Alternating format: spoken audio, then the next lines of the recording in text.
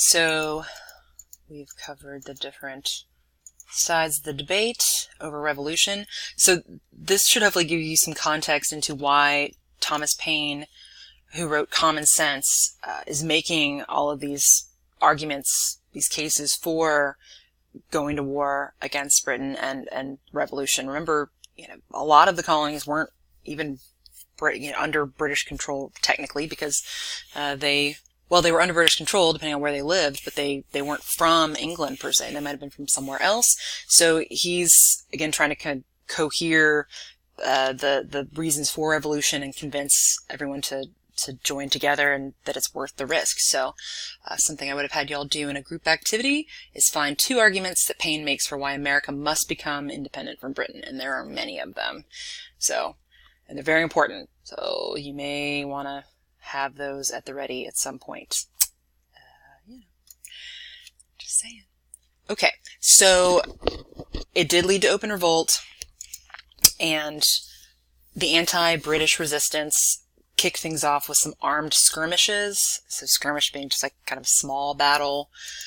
There was the Boston Massacre in 1770, where British troops opened fire on a group of colonists, and that was pretty poorly received. Basically, there was a small troop of them. They were stationed there. They were just being verbally threatened. People were throwing objects at them, and then they responded by firing into the crowd. So it escalated very quickly, and it did not reflect well on the British soldiers who are supposed to be there as, I guess, protectors of the colonies rather than,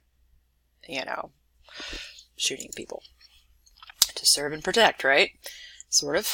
Then we get the Boston Tea Party, pretty familiar historical event. The British government and the East India Trading Company, which was a total monopoly on all things tea, they controlled all the tea imported into the colonies. So the British government had kind of they were basically in bed with the East India Company, and there was a lot of tea being consumed by the colonies, and they controlled those imports.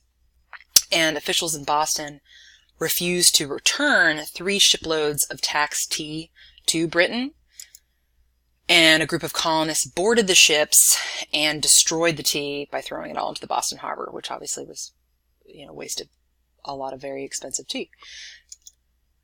And then, of course, all of this culminates in the formal Declaration of Independence in 1776, which is a formal declaration of the colonies breaking ties with Britain and being willing to go to war for that, which they did.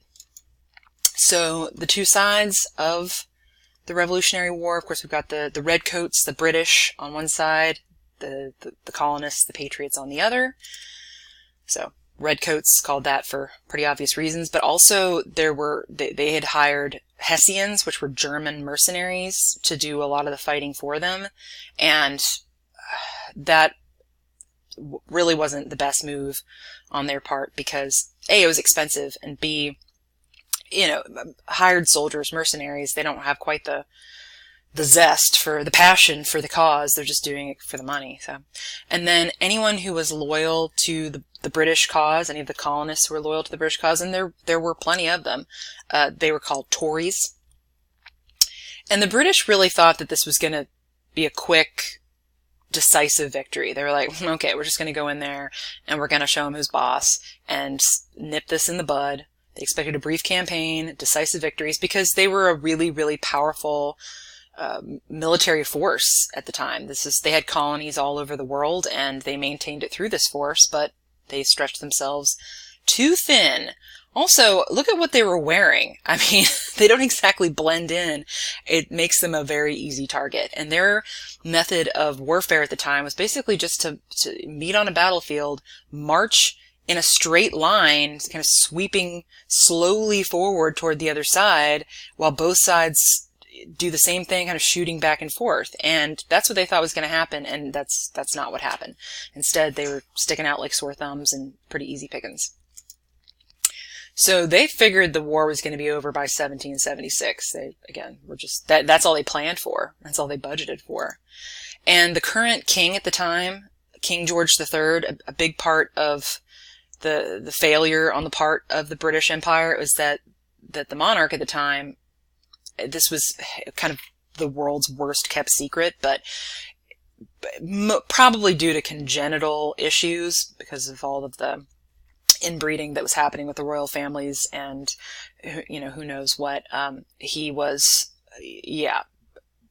very much mentally ill, and so could not really participate in any real or effective way in leading his country in war. So they were and the British were trying to keep that under wraps, because obviously if the Patriots knew about that, which of course they found out, everybody found out, they're gonna not be afraid of them. Like, well, your monarch is nuts, and this just reaffirms our beliefs that this idea of a monarch being appointed by God is ridiculous, and that there's nothing that qualifies him to be in charge of us or really anybody else. So it didn't do the British any favors, for sure. The Patriots, on the other hand, they had a very different approach to the war that worked out better. They had smaller groups of localized militias. That's why you get the mention of militias in the Bill of Rights, which we'll talk about later. So they were on their home turf. It was a home game for them, so to speak. They knew the areas they were fighting in very well because they lived there, and the British, of course, had no clue, and so that made it a lot easier for the Patriots to kind of ambush, sneak up on, do kind of a more guerrilla-style warfare, which worked a lot better for that landscape, for sure. They were led by, of course, George Washington, the commander-in-chief of the Patriot Army, and their strategy was really more on preventing major losses. So they had a long game going. Like, okay, we're going to go into these fights, and we're going to do everything we can not to lose a lot of our men, versus winning battles per se. It was, basically just so the British would kind of tire themselves out, which did happen. And they did. Again, the British were not prepared for how long this was going to last, and the Patriots really held it down with this strategy for a very long time. In fact, Nathaniel Greene, the leader of the militia in this local area, he's the one for whom Greenville is named. He was a pretty famous general. And they defeated the British in 1783. That led to a treaty that was conducted in Paris, kind of neutral ground, and John Adams and Benjamin Franklin went and brokered that treaty for the American side.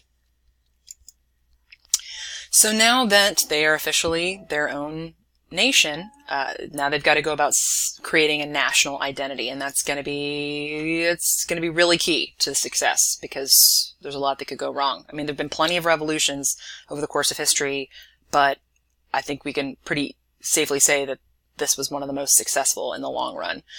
So what they're working with initially is we've got all these very different colonies. They're largely independent from each other. They're very rural, very spread out. Revolution succeeded in unifying these different colonies together for the purposes of defense against a common enemy. But now that that common enemy is gone, they're left with these states that want to maintain, their own rights and sort of independence, but also which have to be interdependent on each other and have written legislation to kind of codify the law of the land. So this is going to be a tricky tightrope to walk. Some other challenges. Again, war is expensive, so the colonies, what is now the United States of America, went into a post-war economic depression that made all of this very difficult. It was hard for people to focus on, the greater good of creating a nation when they were just struggling with their own day-to-day issues of economic depression. And the U.S. government initially really failed to establish strong control over the states. So the system they had, where the ruling document of the time was called the Articles of Confederation. So when people think of the Constitution, they typically think that was like sort of handed down from on high, but and that it's always been, but really it was birthed amid a very messy process of like negotiation, and it wasn't even the first go round. It's really the Constitution version 2.0. First came the Articles of Confederation, which were a pretty big flop. They ended up just completely getting rid of, scrapping those, totally dismantling that system, and starting over again with what we now know as the Constitution in 1787. So it was ratified, made like official in 1788, and everybody thinks that like all Americans have been pro-Constitution, that it's like in our blood or something, but there was actually very, very strong opposition to the Constitution. There was all kinds of, compromises that had to be made for that as well, which you're going to read about in the Federalist Papers. So, and then George Washington, they initially said they wanted him to be king, but he said, no, I didn't fight for that. I fought for a nation that will never have a king. So instead they called him the first president because he's presiding. He is president over the United States in 1789. Another thing to keep in mind is that the nation was not just young in terms of new, it was young in a literal sense. Half of the population of America at the time was under the age of 16.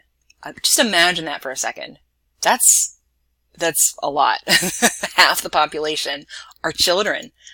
So this actually ended up being a pretty good opportunity that the Founding Fathers recognized. So the question became, all right, how are we going to get a young, diverse population to accept a radically new government that is unlike anything that's ever been created before?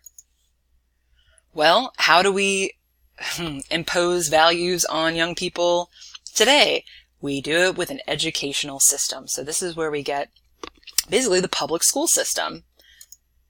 So school from this point on was no longer for the elites. It became kind of a right and a duty to educate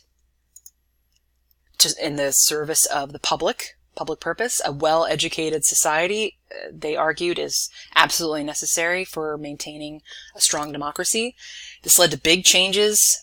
We've got, again, public schools that are state-run. They are funded by taxes. It used to be that when you'd send a child to school, you'd have to pay personally for their education, which is why a lot of people couldn't do it and why it was for elites. But now the money's coming from everybody. So even if you don't have a kid, you're helping pay for it because it's part of the greater good, right? Women were now being educated much more often, not just at those dame schools, but in a more kind of public school setting, because they believed that in order to have future generations, for democracy, successful democracy, women were going to be really key in helping, raise children who had strong democratic values. The pen is mightier than the sword. So there we've got our printing press down there as well. So they're facing the question of how do we create a single national identity from such a diverse population? Again, we've got increased education, but also this combined with the printing press, and this leads to a very wide readership. And so this is a really good opportunity to pass along what would become, our American values to a wide readership. And they understood that. The Founding Fathers had a very keen sense of that, especially Benjamin Franklin, because that's how he got his start in life, was running a printing press for his brother. So literature ended up becoming a means to reinforce cultural norms. So literature wasn't just for fun anymore. It was about, all right, what are our values as a nation, and how are we going to pass those norms and values along through our literature? To reinforce the new laws and social institutions we're trying to put in place. Some challenges that they were up against with that. So up to this point, writers had really always used a European style as their model because that's where they were coming from. And the revolutionary ideology was that Europeans are lazy, they are decadent, they are degenerate people, and so we can't continue using their style of writing. So therefore, we have to develop our own style of American literature that is not based on their style, that is focused on instruction and virtue, and which develops social conformity and cultural norms. And this is something I would ask you to look for examples of this in Hannah Foster's The Coquette, which means the flirt. There's definitely moral instruction, virtue being reinforced in that story. So take a look.